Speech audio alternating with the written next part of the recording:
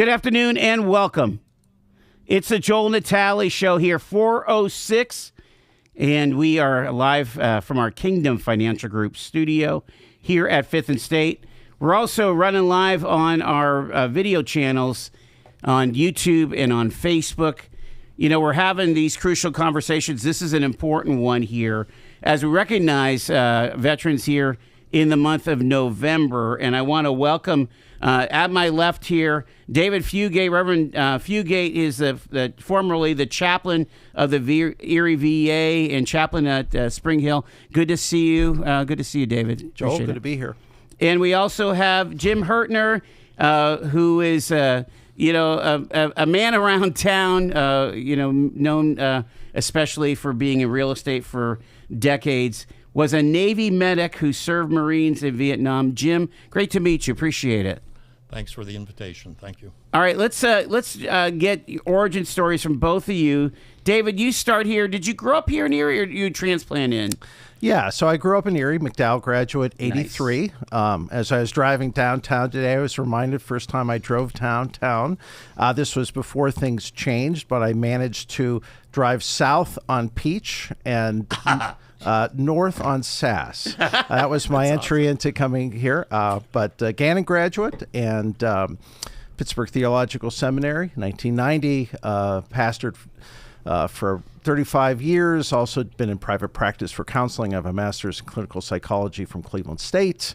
What denomination were you mainly in, David? Yeah, Presbyterian. Okay. So have been around this area quite a bit. We raised our two children here, and in a unexpected way, ended up at the VA in 2008. Part-time and then full-time, and then my last 6-7 years as the chief chaplain there. So, wow. And so we'll talk more about that, but that's kind of how I got to this point in time. You're a guy who left and came back and have been blessed to be with so many people at Spring Hill. We have my second grade Sunday school teacher, or second grade elementary school teacher. So they keep me in line to not be to stay humble. That sure. Hey, is the pastor business much like the radio business? It all starts in a small little church, like it all starts in a small AM station, Well, my first parish was in Linesville, and when I went there, I didn't know ducks walked on fish, and but with great people, and that's so awesome. Everywhere I've been blessed by some amazing people, including the guy to my left, who's never been a parishioner, but is part of my flock. How about that? There you go, Jim. Let's get an origin story. Did you come up here in Erie, or did you transplant in? Born and raised in Erie. Fantastic. What high school? Academy High School, 1963. Wow. Got you by 20 years. That's it. Okay. Had difficulty first time around in college, and there was a war and a draft, and so what do? So I enlisted. Marines. No. Oh. I was interested in the funeral business because that's what my father did. Yeah. And so I wanted something with medicine. And with the war going on, I chose the Navy, figuring that if I went to Vietnam, it would be aboard a hospital ship. Little did I know that the Marines get their corpsmen from the Navy. But that was critical in my life and made me who I am today. Wow.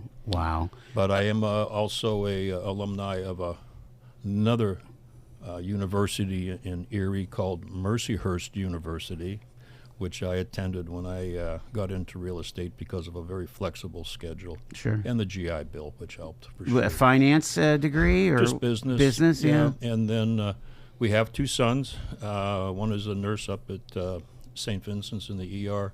The other one is the general manager up at Burt's Bikes, which is a booming business right now with the e-bikes. I'm amazed that your kids stayed home, huh? Well, one of them came back after 18 years down in Memphis. But, yeah. And my wife passed away 2 years ago from dementia. Yeah. But that's another story too. Yeah. But unlike a lot of other people who deal with grief. Understood. Let's get to kind of the premise of the conversation, and And it kind of starts with your experience as a combat medic. So you weren't able to just hang out at the hospital ship. Tell us a little bit about the area. And again, I know nothing about Vietnam geography, so you'd have to help me there. But where were you mostly deployed? Well, number one, being in the Navy, I was never aboard ship in 4 years. Oh, my. Which I find kind of, I wouldn't know how to get on a ship. At least I call it a ship and not a boat. Right. But in Vietnam, I got there in April of 1968. It was just after the Tet Offensive, so timing was very critical.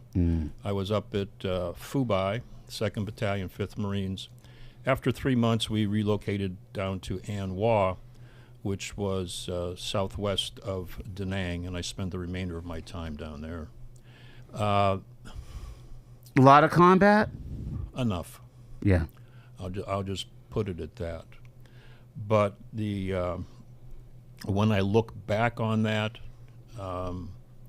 there are some good memories, there are some bad memories, and there are some ugly memories. But I've been able to, very fortunately, be able to deal with all three of those with a steady perspective on life. As a corpsman, again, please, I apologize for my ignorance because I really don't understand. I mean, all what 99% of America knows about what the Army does is through television and movies, right?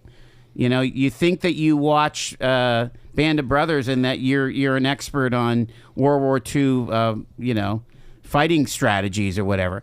So, as a corpsman, though, did you carry a rifle? Oh, you are issued a .45 caliber for basically self-protection.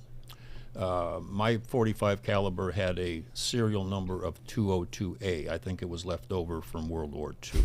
Wow. And I will tell you that the first Marine I medevaced out did not leave with his weapon. I kept it. You needed that, and that was just part of your role as being a corpsman. And the one thing that sticks with me to this day is that the Marines may not know your name. Every corpsman was called Doc. And so here I am 50 years later, and I'm still Doc. Wow. Which means the world to me because that's a title that I earned. And it has a lot of trust with it, which may fit into our discussion today. We're talking about some of the emotional and mental wounds, but I want to talk about the physical wounds because they're real with this because it goes part and parcel. What were you called to? I mean, you're right there, first responder, right? You're doing basic life support, and sometimes advanced life support, I would imagine. Yeah, but very fortunately, since Korea and especially in Vietnam, helicopters saved an awful lot of lives. But the trauma that you experienced, you might have to insert an IV. You may have to do a tracheotomy. You may have to patch a lung wound with cellophane so that it doesn't cause further damage. But when you see the devastation to a body in war, it never leaves you. But I will tell you that just now, in the last few years, I've talked about this. The worst day that I had, one of the worst days that I had in Vietnam, was a day that I ran out of morphine. But for an not unusual, but we were napalmed by our own jets. And we would carry a package of 10 syrettes of morphine because it was a controlled substance. And I ran out of it because I ended up medevacing 26 Marines from burns from napalm. And, it's jellied gasoline, and it just burns, and it's just horrible. But, you do tourniquets, you're not going to do any amputations in the field, but that comes back later on. And so you do everything. That's in the field. Back in the rear, battalion aid station, you've got a sick call, you've got administration, you've got a pharmacy, you've got your battalion medical officer in most cases. You've got sanitary conditions on the base, just a variety of things, health and safety. And you would work at the aid station oftentimes? You do after you come out of the field. Okay. Most of the corpsmen were in the field for a minimum of 6 months. Oh, wow. And then they come out because the replacements on an ongoing basis. Sure. But one of the things that well, there are many things that trouble me, but when I look at the website, Medics on the Wall, we had 1,404 Army medics died in Vietnam and 632 Navy corpsmen. And that's over 2,000 medics. And when you look at that versus the total, that's a pretty heavy percentage. Sure is. But I've got on my phone, and I've got it up here, the 7 Navy corpsmen that I was stationed with that died in Vietnam. And what I tell people is that they sacrificed their lives to save others. That's all I'm going to say now.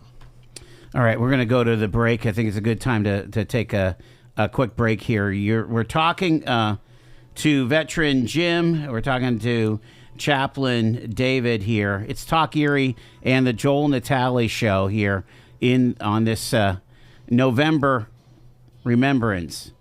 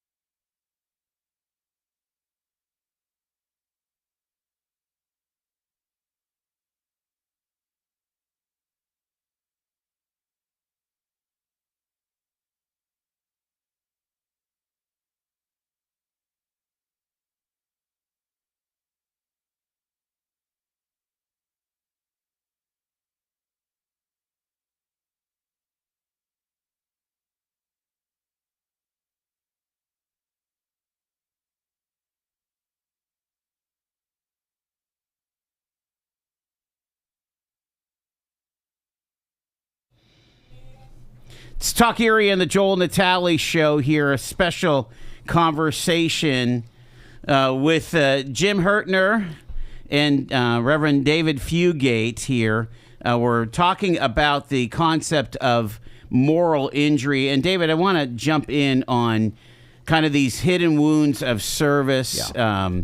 And everybody seems to be able to roll off their tongue PTSD, but I'm not really sure they know what that is. Can you kind of get us the primer there, Yeah, when you think about PTSD, and some would say you should actually drop the D and just do PTS, so post-traumatic stress. And I often think of it as a normal reaction to a totally unusual event, often a life-threatening event. And so everyone has different experiences, but if someone has longer-term symptoms, and this can come from a situation of war, which we think about here, but it can come in many different situations in life. But you think about things like flashbacks, things about maybe an avoidance of crowded spaces, Sometimes it's a physical response, a startle response. In fact, I worked with a veteran when I was in college, and oftentimes if a plane flew too low, there would be a startle response. Wow. And then we think of emotion, sometimes anger, sometimes numbness. We think often using a substance to numb some of the pain. So we think of those kinds of physical responses. And often we do think of guilt and shame in connection with PTSD. And we'll talk more about this, but it is possible to have PTSD without guilt and shame. And there's been a growing kind of field about this over probably the past 30 years or so, about how different things can impact our own sense of self based on what we might have done or not done. And maybe just to kind of define it, when I think of guilt, I think of something that we did or failed to do. Shame is how we look at ourselves. So if I say I'm a bad person, that's shame. If I say I feel guilty for something I did, that's more on the Is it guilt. generally guilt of something within the combat context, or can it be, I'm guilty because of something that happened back here on stateside, because a relationship went south or what have you? I mean, help me out with all that. Sure. So when we think about, and I guess I'll segue into moral injury, it is this sense that somehow our sense of what is right and wrong has been violated. And so oftentimes we think of something I did, something I failed to do.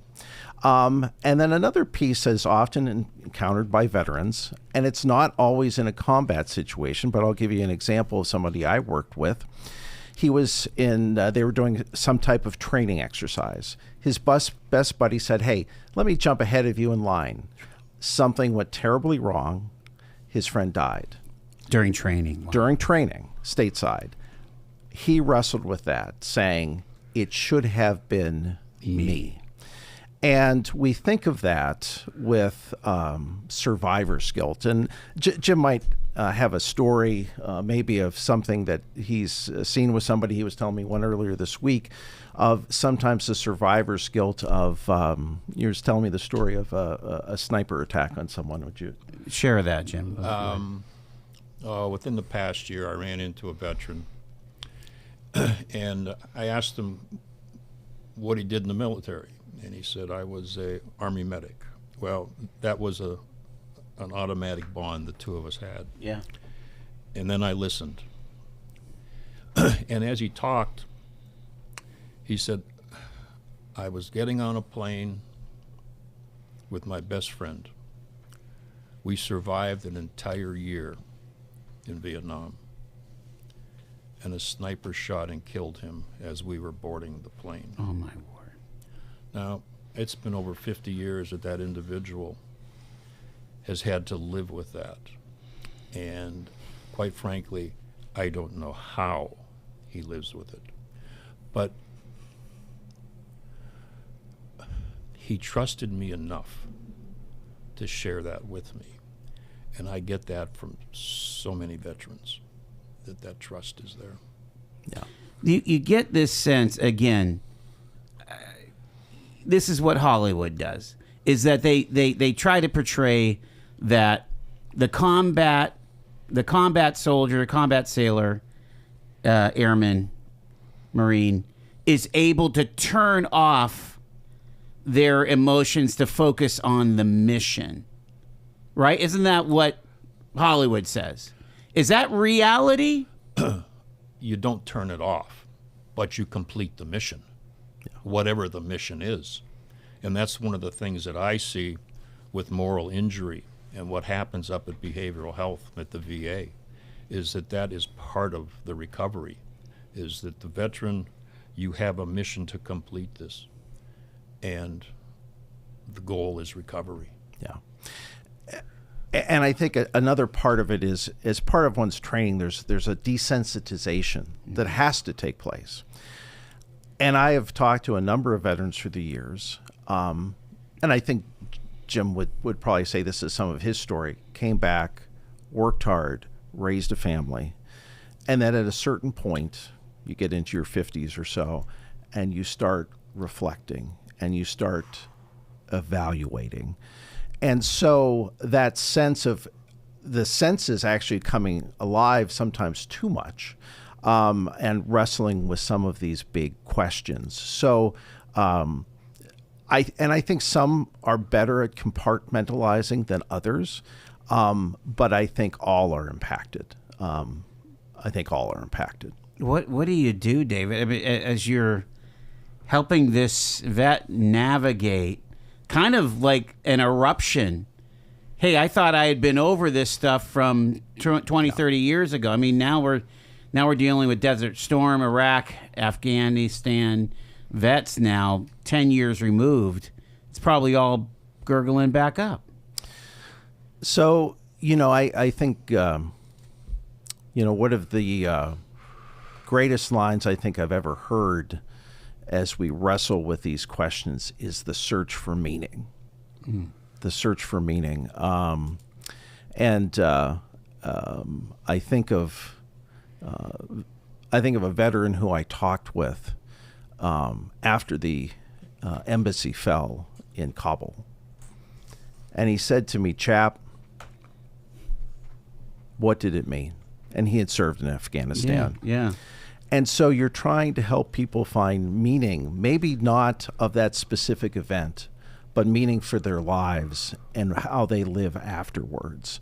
But it's often going back and looking at some of those really basic questions. I think about a chaplain who I serve with, who Jim knows well.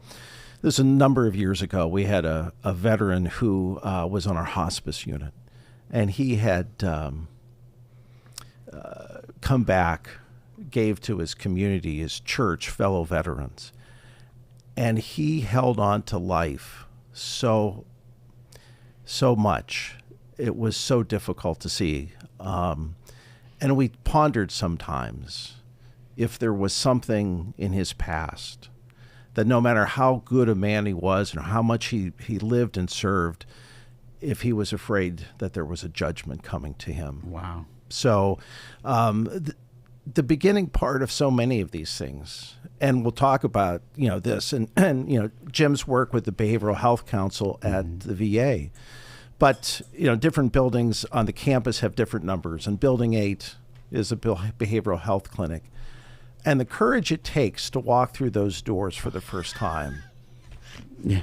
It's significant, isn't it? Wow. It is so significant. We got to take our bottom of the hour news break here. We're talking about moral injury and really some of the hidden wounds that our dear veterans go through here. We'll take a news break here. It's Talk Erie and the Joel Natale Show.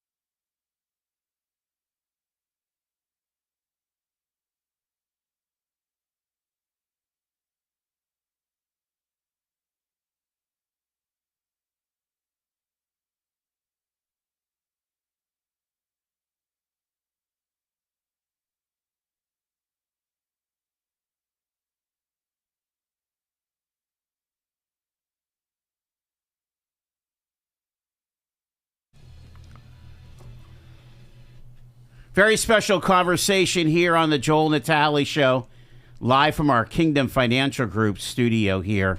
With us is Reverend David Fugate, the former chaplain at the Erie VA, and Jim Hertner. He is, a real estate broker, retired, but also a Navy medic serving the Marines in Vietnam. And we're here to talk about some of the hidden wounds that veterans are still dealing with, and PTSD, moral injury, and the like here. And Jim, you had a statistic there off air that I want you to share from the Erie region, from the service area that the VAs deal with. It's like 20,000 veterans in this area, right? That's correct. And in behavioral health, how many folks are seen on a yearly basis? And the annual report for fiscal year 2024, 5,302 patients were served. But also I want to tell you that the Erie VA Behavioral Health ranked number 1 in the entire VA system. Wow. For veteran experience in care. Yeah. We have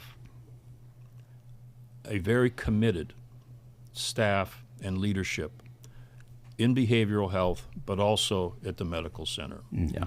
It is hands down. I think a lot of it has to do with the size of the unit versus a larger metropolitan area where the veterans receive that level of care that a lot of people don't see or get.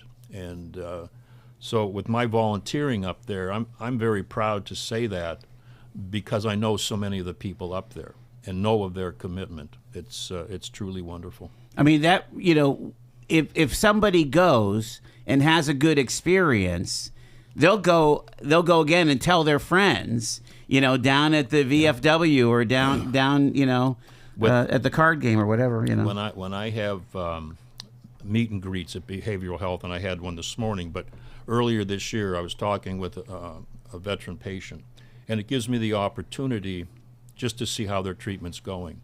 And this gentleman was retired. He was a sergeant major in the Marine Corps, and he said, "Jim, I've been to 6 VA medical centers. This is by far the best one." Yeah. And that means, and I've got some that come from Buffalo to get into groups up here. It's just, we're very fortunate, for sure. And I'll piggyback on that. I met several veterans from other parts of the country who had heard about the care here and made the decision to move to Erie to receive care here. So we are really very, very blessed by a great team. I want you to lean in on your chaplaincy here, David, because we know about PTSD and but I want to know what where faith comes in. Sure. Being able to lean in to use a higher power, if you will. Sure. So when we talk about chaplaincy, we talk about spirituality, sometimes connected with a religion, sometimes not.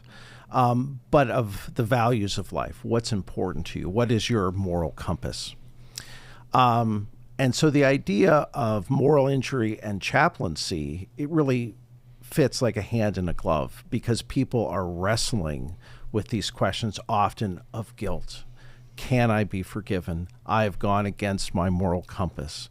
I remember when I was doing my initial training in the VA, we had someone who was a Marine from Vietnam who was not clergy, but was one of our teachers.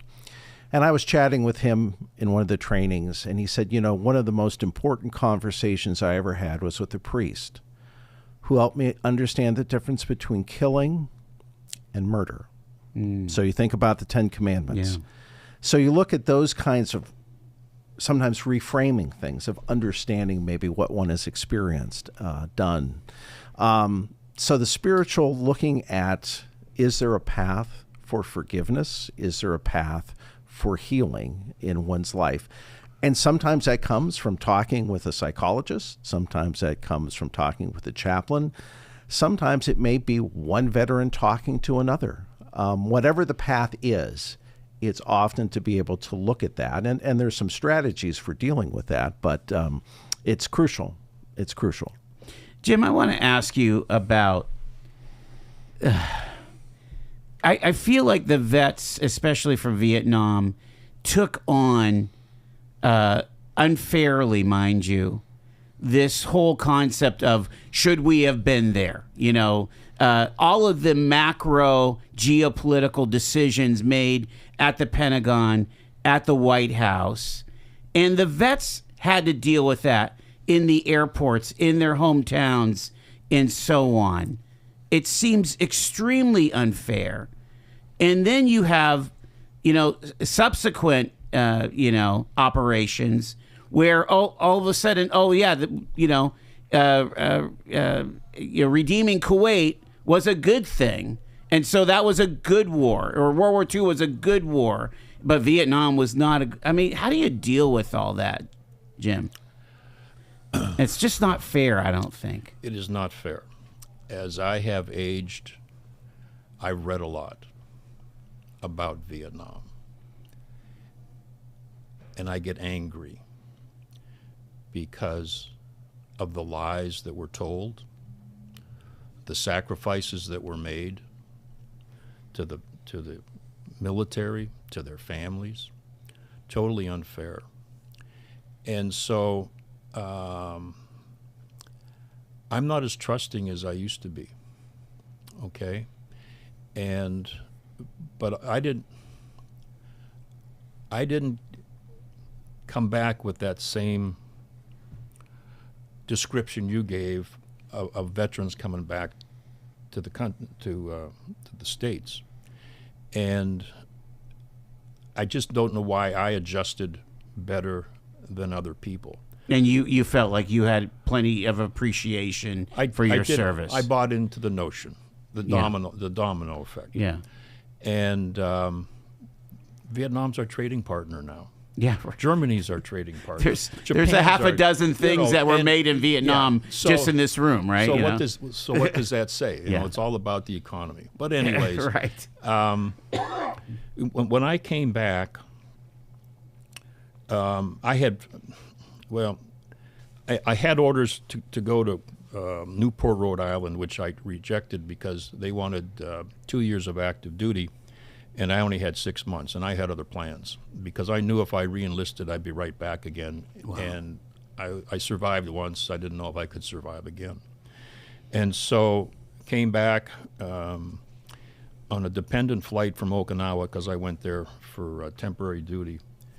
And, called my cousin from Hawaii. He said, hey, I'll be at Travis Air Force Base such and such a time. My aunt and uncle were there. My cousin was there with his wife. Stayed with him for a week or so. Went down to Dallas to spend with my best friend from Vietnam. Finally flew home.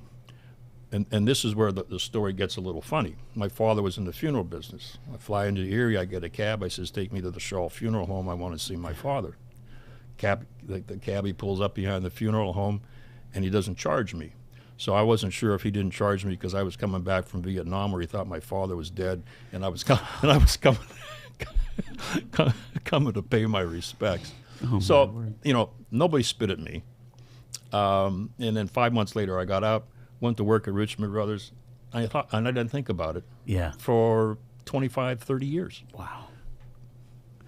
What about that, David? Yeah. The idea, 25 years. Yeah.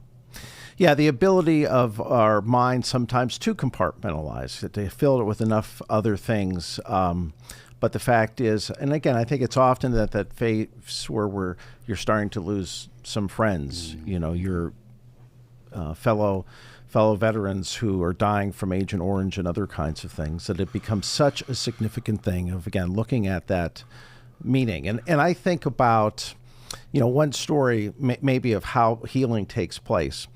This happened a few years ago. I was, someone had contacted me. I'm not even sure how the contact happened, but it was a veteran who was really struggling. And the simplest way to say is he was haunted by memories. So he came in to see me one time, and we were talking, and he had led a patrol, and it was not in a major conflict, but several people of his patrol were killed, and he blamed himself. And they came back to him, and he felt as if he had let them down. And so it was probably the first time in 20, 30 years he had talked about this. And so I did something that I learned back in my psychological training. And I just said, well, imagine an empty chair. And I'm going to say what they might say to you.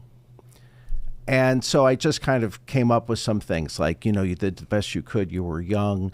If you didn't make those decisions, more of us might have died. And it was striking. As I was doing this, he just said, stop. I'm good. Yeah. And I wasn't quite sure what his this reaction was. I said, well, can I give you a call in a couple of weeks? He goes, yeah. And so I called him, and he said,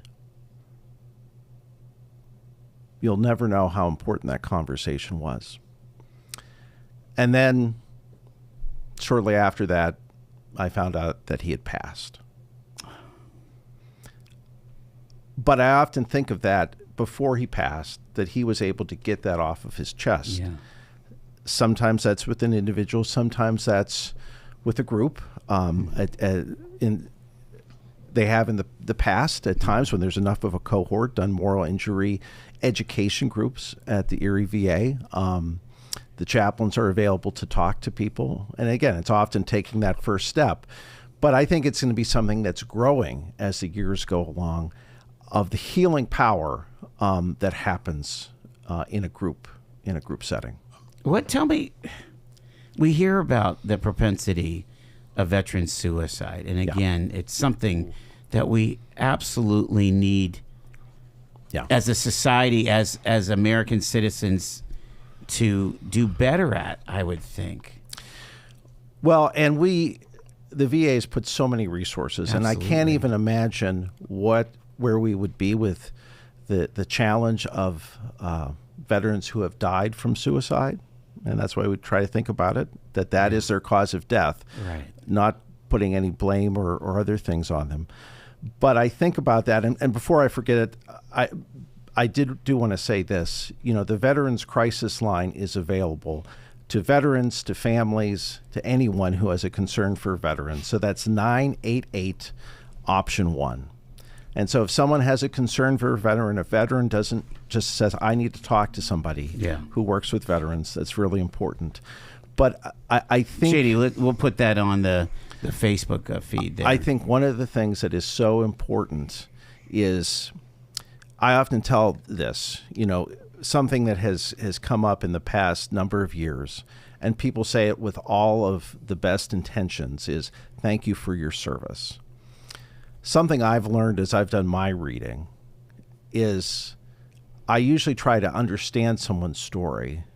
And if I say anything, I might say, thank you for the sacrifices you made for our country. Mm-hmm. Because the sacrifices, even for someone who, again, may not be in a combat situation, it is an inherently dangerous work, and it is a high calling.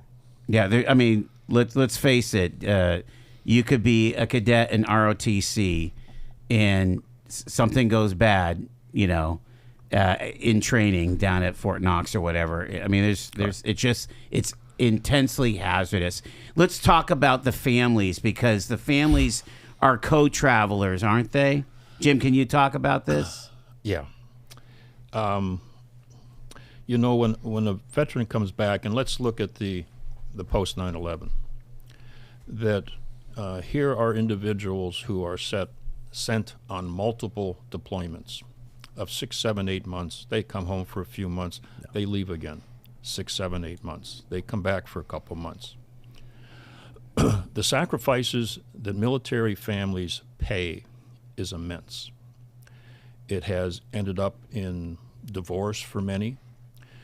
Because one of the reasons being, I would think, that the spouse doesn't quite understand what they dealt with, but also the veteran is not with his fire team or his squad, his battle buddies.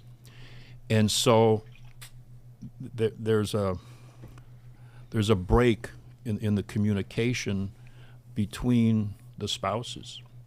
And the sacrifice is just, some can deal with it, some cannot. But I think it has to do with that multiple deployment.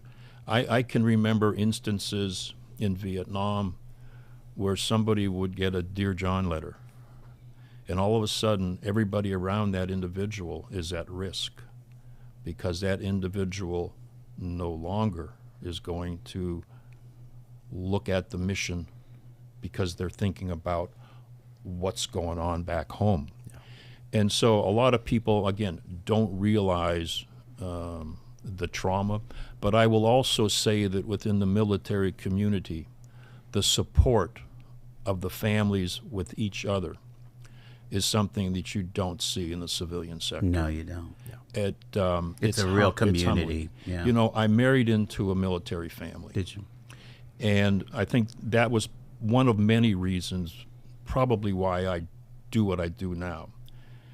And Dave knows, my mother-in-law, when she moved to Erie back in 2005, one of the first things she did was volunteer at the VA. Wow.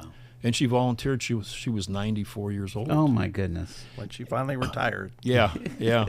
And then he was gracious enough to officiate her memorial service. But that's another story. Yes. But, you know, that commitment, and I want to say that the volunteer hours up at the VA has got to be in the 60 to 70,000 hours in, you know, of free service that the VA gets, and not having 40 or 45 employees up there. Wow. But also about, I think, 20 to 25% of the employees up there now are veterans. Yeah, and, at least. Yeah. And in behavioral health, we've got peer support specialists who went through the recovery in behavioral health, and they are a vital asset also because they can bridge the gap between civilian therapists and the veteran because that, again, enables a level of trust that is sometimes difficult with a civilian provider because sometimes they just don't understand the military culture. Right. We're down to our last couple minutes here with David and Jim. David, I want you to kind of share what would be, as folks are, kind of dealing, veterans, again, maybe again, they're just coming back or they're cycling out, but they might feel like they need some help, or maybe they've lost a friend that they came up with, and now it's 5 years later and they find out that person passed or whatever, had an issue, had an accident. What's a great way to connect with the services at the VA? So if someone is already enrolled for, let's say, medical services, they can call the behavioral health clinic itself, 860-2038. They'll do a quick screening and assess where the best place to begin treatment for them might be. If they're enrolled, they could call the VA number, 868-8661, ask for chaplain service. If they wanted to talk to somebody from a spiritual background who's not going to impose anything on them, but will be a listener.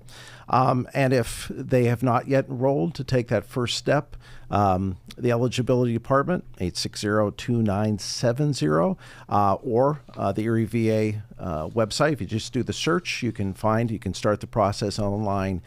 But again, we think about a lot of courage, the courage to go, the courage to come back, and the courage to get help. And so I think, when Jim and I were talking about this, we said if it helps one person, it was all worth it. And I can say this, as someone who said in my life, the last thing I would do would be a VA chaplain. The last thing. Right. The absolute last thing. Wow. And what I realized in that environment here in Erie was that's exactly what I needed, that I didn't know I needed. Wow. So you will be loved, accepted, and I really believe healing can happen. Jim, I got 30 seconds. Last thoughts? To heal, the Vietnam Veteran Memorial in Washington, D.C., and all of the traveling walls around the country provide space to remember, to reflect, and to let go of a lot of guilt. And it's been absolutely remarkable that black, the memorial, it's The granite memorial, yeah. Amazing conversation here. Reverend David Fugate, again, former chaplain at the Erie VA. Jim Hertner, spent his civilian time selling houses, but was a Navy medic serving the Marines in the War of Vietnam. Thank you, gentlemen, so much. And Thank you, Joel. What do we say? Ooh-ah, right? Hurrah! Hurrah! There we go. And we got a birthday on Monday. 250 years. 250 years of the Marines. Amazing. Thanks, and God bless you guys. Appreciate it. Thanks.